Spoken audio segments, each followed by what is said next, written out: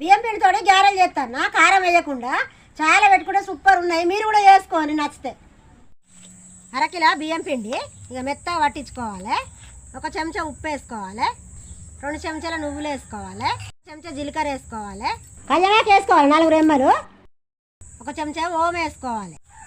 పిండి మంచిగా కలగలుపుకొని ఉడుకు నీళ్ళు పోసి పిసుకోవాలి. ఉడుకు నీళ్ళు కాలుతాయి, చెంచాతో కలుపుకొని మంచిగా చల్లారినాక చేతితో విసుకోవాలి. మంచిగా విసుకుడు అయింది. ఇక అప్పాలు చేసుకుందాం. చిన్న చిన్న లడ్డూలు చేసుకోవాలి. మంచిగా గారెల మిషన్ మీద కవర్ వేసుకొని కవర్ మీద నూనె పెట్టుకొని ఒక ముద్ద పెట్టి ఒత్తుకోవాలి. ఒకటానికొకటి అన్ని గిట్నెయ్యి వేసుకోవాలి. నూనె తాగిన పోలే ఒకటానికొకటి మంచిగా వేసుకోవాలి. ఒకసారి మర్ర వేసుకోవాలి. గారెలు కాలినాయి, నూనె బుడగలు పోగానే తీసుకోవాలి. అన్ని గిట్నెయ్యి వేసుకోవాలి.